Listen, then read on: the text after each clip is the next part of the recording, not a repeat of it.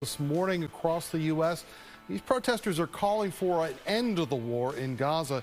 Here in D.C., George Washington University has a group of demonstrators who are encamped, saying they want a ceasefire and demanding that the university break all financial ties with Israel. Now, this is a scene that has played out across college campuses in the U.S. Starting with Columbia University in New York City, protest groups set up camps nearly 2 weeks ago now and called for Israel to end the war in Gaza against Hamas. Some protesters have been arrested there and on other college campuses. Officials at Columbia have moved classes online, and graduation ceremonies right now are in question. Meanwhile, a large pro-Israel demonstration has also just been held outside of Columbia's main gate, where about 400 pro-Israeli demonstrators gathered. They called for the hostages that were taken by Hamas in October to be returned. Some students not involved with the protests spoke with Fox. I do believe that the situation here is quite frustrating.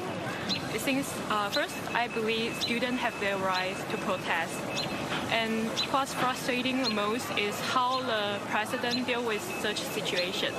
I think it's quite wrong to call the NYPD to come here to detain the student.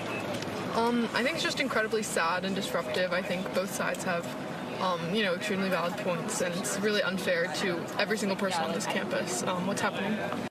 All right, so obviously these protests are going on here in Washington.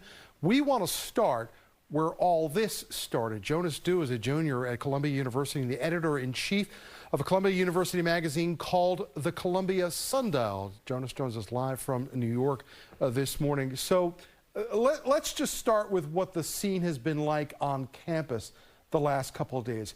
Can you move around? Can you get to where you need to be? How disruptive are these protests, which seem like they have upended this campus? Yeah, good morning, Tom. So the student that you heard just now say that it was, impacting her is absolutely correct. The gates to the campus still remained closed. There's only about 2 entrances you can use. So that's increasing people's commute times to class. Campus still remains under ID access only. And classes have now gone hybrid. So, it's the end of the semester, exams are coming up.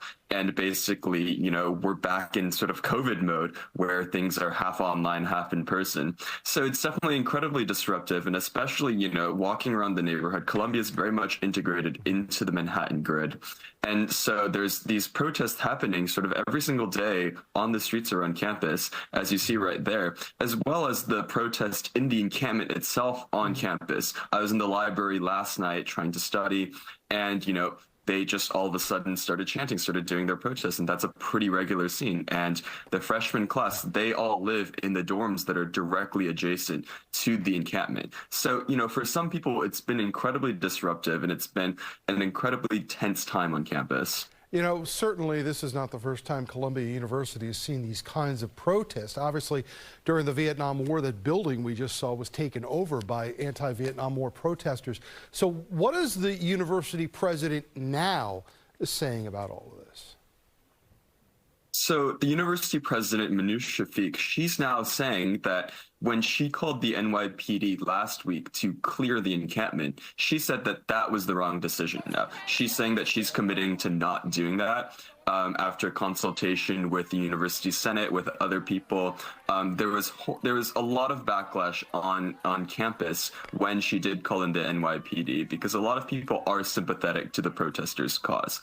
Now, what she is saying is that she's going to negotiate with the student protesters. We don't really know where that's going to go, because she's made very clear that she doesn't want divestment, and the protesters have made very clear that they're not going to leave until they achieve divestment. So, Jonas, one of the demands that these protesters are making, not only in Columbia, but here in Washington, D.C., on the campus of George Washington University, is that they want these universities to cut off their financial ties with the state of Israel. How much does Columbia have financial ties with Israel? Well, one of their demands first is financial transparency, because it's something like over 99% of Columbia's investments aren't actually public. So we actually don't really know how much Columbia is actually invested into Israel and companies that are doing business in Israel. Now, what we do know is that Columbia is invested in many, many mutual funds, hedge funds, other sorts of broad market funds that have exposure to various companies like Boeing, like Lockheed Martin, like Caterpillar, that are on the boycott, divest, and sanctions list. And so it's unclear, but the impression that we've gotten as journalists is that they're targeting companies like Amazon, like Alphabet, that most Americans who are invested in the stock market have some exposure to. So, we don't really know, right. Exactly where this is going to go. All right, Jonas Du is the editor of the Columbia Sundial, joining us live from Columbia University this morning. Jonas, we thank you. Thank you for having me.